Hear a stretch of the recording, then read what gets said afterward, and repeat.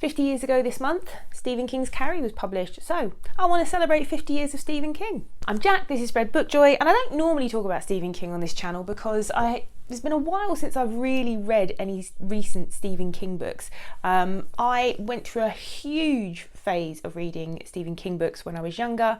I'm still a big fan of his writing now. I know a lot of people don't rate Stephen King as an author. The man is a prolific producer of books. Some of them hit home, some of them don't. I just want to talk about and celebrate an author who has brought me a lot of joy. And I kind of wanted to look up and see which of his books I love that I've read, which books I've read, which books I still need to read, which books I've loved, which books didn't hit for me. I just kind of want to talk about Stephen King. So let's get into it. I looked up his Wikipedia page, his bibliography, and it says that Stephen King has had published 65 novels or novellas. I read 23 of them, I had a look, and then including 7 under the pen name Richard Bachman, so the Bachman books, and I've read The Running Man was a Bachman book, and then he's published and written over 200 short stories, most of which have been compiled into book collections, and of those collections I've read 6, possibly 7, though it's been some time since I've read a Stephen King short story collection, so I can't quite remember if I read The Bazaar of Bad Dreams. I feel like I have, but I couldn't quite be sure on that one. But I have got a few Stephen King books on my TBR as well, so I'm going to talk about those. But let's talk about the books that I have that I still own on my shelves, some of which actually are at my mum and dad's house, so I haven't got those here with me, but I'll talk to you about the ones that I have got. I'll talk to you about the books of his that I have read, the 23 I've read. I'll tell you which ones they are and whether I really like them or not. I just want to talk about Stephen King and celebrate him because I think he's just a phenomenal storyteller, and yeah, one of our greatest storytellers. I definitely can't fault the man for being prolific with his storytelling. I know a lot of people are kind of put off by the horror element. There are books that are not horror, which I will talk about as well. And I also think that some people are kind of dismissive of Stephen King as a writer because he's so commercially successful. And sometimes there are adaptations of his books which are not necessarily that great. There have been some amazing adaptations of his books, of course, that we can think of. We'll talk about as I go through everything. He gets a kind of mixed reception. I think he's possibly so popular that his work isn't kind of deemed to have like very literary merit, but I don't care. He's a great storyteller. I think he's a brilliant writer, and I just want to celebrate him today. So let's get into it. So yeah, of course, I have a copy of Carrie. I enjoyed Carrie when I was younger. I don't know if I'd enjoy it as much now. Apparently it hasn't aged very well. It's also like a young man writing about teenage girls. There is a shower scene, I remember, where the girls will bully Carrie because she gets her period and they throw tampons at her and that kind of thing. So yeah, I don't know if it holds up. I haven't read it in many years, but I love this cover with the Sissy Spacek, and you got like kind of the film tie-in at the back, and yeah, if you're going to read Stephen King, you don't have to read Carrie, but if you want to read his horror, I think Carrie is worth a read. I still think it's a good story, but yeah, whether it sort of still stands up and stands the test of time, I'm not sure. If you've read it recently, what do you know? Let me know in the comments what you think about that. This, for a long time, was my favourite Stephen King book, and I still think it is.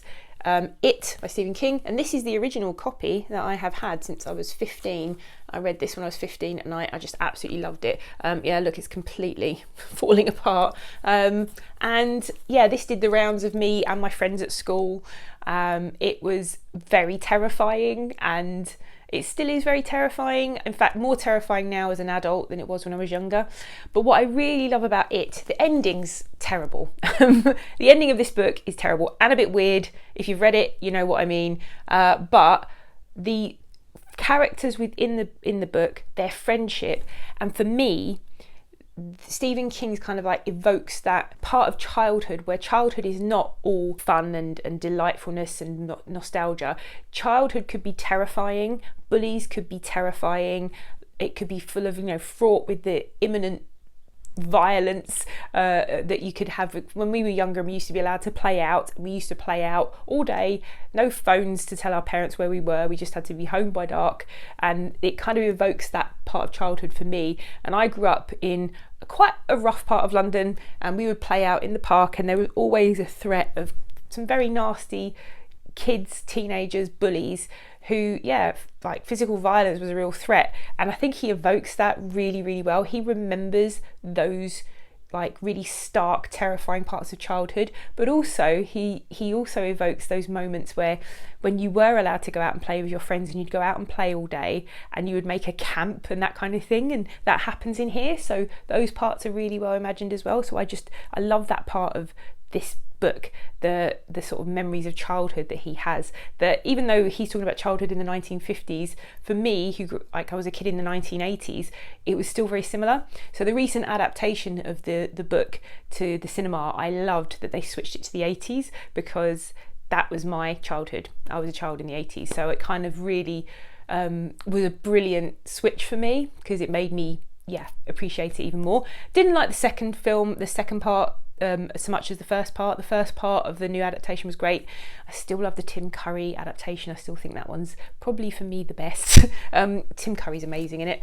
But so it is one of those books that I think I tried to read a few years ago, and I couldn't read it. I was too scared. I read it incessantly when I was younger, but now I get a little bit too creeped out by it. But I think this is it would definitely be up there in my top 10 Stephen King books. Probably my favourite still. I don't know. We'll talk about that as we go through the list. But this is definitely one of my top Stephen King books. So here I've got the first two books in the Dark Tower series, which is Stephen King's fantasy series. And I haven't read all of them. I've only ever read The Gunslinger, which I've read several times, and The Drawing of the Three I've read once. I read that when I was much, much younger. The reason I've read The Gunslinger several times is I read it when I was younger, read The Drawing of the Three, didn't read any further, and then I wanted to reread them. I wanted to start reading the series, so I thought I'm a completionist. I want to start at the beginning. This is not a very good book. I don't like The Gunslinger. The very first book, for me, I feel like you can tell that if you know anything about the Dark Tower series, I think he wrote The Gunslinger a long, long time before he wrote any of the other books. And it kind of reads like a strange prologue to an epic fantasy series. From everybody that loves fantasy and like Stephen King loves the Dark Tower series. It's one of the most well-respected fantasy series out there, and I really would like to get to it and read it all one day. My brother, one of my brothers, has read all of it and absolutely loved it. Was a big fan of the Dark Tower series, and The Drawing of the Three I've got really great memories of. Far better memories than I do of The Gunslinger, but I keep rereading The Gunslinger thinking, right, I'll read The Drawing of the Three next. Still haven't got back into it, but so this is on the TBR, but they're still books that I own at the moment. The other books that I own are, and I have read, and I loved this one actually. This might have knocked it off the top spot for me as best Stephen King book. I read this 2-3 years ago now. It was one of my first buddy reads on YouTube. My lovely friend Ariel, her channel's Reading and Whatnot. She hasn't been posting a lot lately, but hopefully she'll get back to that soon. But we buddy read this and I couldn't put it down. I absolutely loved it. I'll leave a link to my review video, and we did a great discussion video on it, which was so much fun. And it's about the Kennedy assassination. Stephen King remembered it so starkly, and he always wanted to write about it. And this book, you can tell the level of research that's gone into this book. 11/22/63, we follow a school teacher who goes back in time and he tries to stop the Kennedy assassination. So it is brilliant, this book. It is a time travel book, it's a thriller, it's a historical fiction book, it's a romance, it's everything. And for Stephen King, it also is a book that has a great ending. Which is unusual, though at the end he admits that his son, Joe Hill, who is now an author, kind of advised him on the ending, or like gave him some ideas for the ending. So you can see why the ending is probably better than most of his endings. Famously, he doesn't do endings very well. But if you've not read Stephen King before and you want to read something that's not horror, but it does have some supernatural elements. Obviously there's time travel and there are some other kind of creepy supernatural elements to it. This is a great book. This is really, really good. It's a bit of a massive one. The audiobook is also fantastic, but yeah, I love this so much. The other book that I've read and reread so many times is Stephen King's book on writing. Part of this book is kind of like his autobiography, where he talks about his life. He also talks about the accident where he nearly died. Gosh, I don't know how many years ago now that was, maybe 15, 20 years ago. He was hit by a car when he was out walking by a drunk driver, and it nearly killed him, and it took a long time to recover from. He was really seriously ill with life-changing kind of injuries, or they felt at the time. And yeah, so he talks about that, and then he talks about his writing process and his advice on writing. And it's just a great book. It's just a really great book, and actually it makes me want to reread it now, talking about it. On my TBR, one I've never read, that's Cujo. I picked up this copy secondhand in a charity shop a year or two ago because a wonderful booktuber, AJ Dunn, was doing a Stephen King project, and so said this was their favourite that they read of. They were reading Stephen King's books in publication order, and this was their favourite, and I'd never read it, so I really must read Cujo, one of the classic Stephen King books. I've never read it, I've never watched the film either, so yeah, one that I've got on the TBR. And I was very, very excited at the reception that this book, which was released a couple of years ago, Fairy Tale, was getting. And look how, I love this cover, you just love it.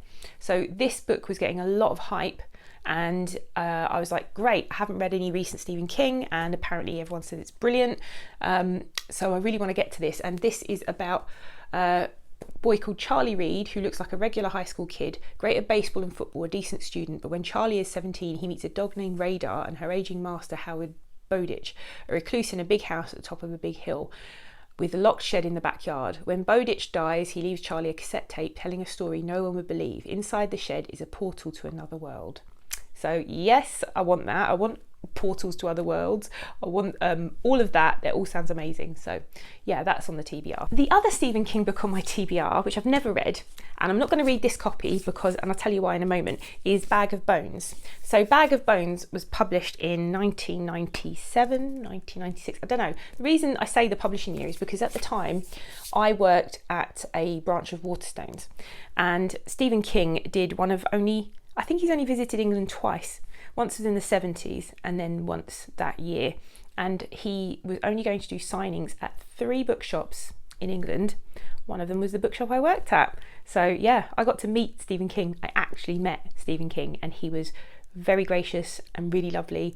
And he was on a very tight publicity schedule, and we had a queue going around the block for people who'd been queuing from the early hours of the morning to get their books signed by him. And he could only sign copies of his latest book, which was Bag of Bones at the time. And I was working on the tills. I got to say hello to him and shake his hand when he came in, and he sat down, and he was as gracious as he could be with people, trying to sign as many books as he could to get through the people in the queue. And I was really hoping to get a signed copy, but I was so busy on the tills I didn't. And then at the end of the day, my manager came to me, and he knew I was a Stephen King fan because not many of the Waterstones people were big Stephen King fans, but he knew what I was, and he got me a proof copy of Bag of Bones, which is beautiful, this proof copy with this slipcase, and he got it signed for me. So I have a signed proof copy of a Stephen King book.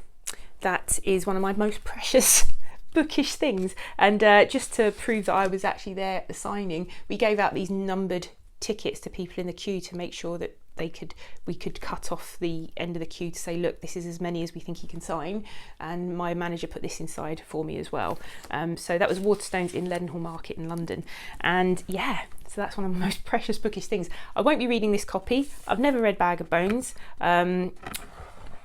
But actually, I did get another copy of Bag of Bones as well, just the actual published version, a signed one, which I gave to my brother, who has a copy of that. But I never read the book, and loads of people have told me it's actually really, really good. So I'm going to have to read it at some point, but not this copy. As far as these other books are concerned, I had a look through the list, and I have read Carrie, which I've spoken about, Salem's Lot, The Shining, of course. The Shining is fantastic. The Stand. I'm not a huge fan of The Stand. The Stand features the man in black who features in the Dark Tower books, and what's his name? Something Flag.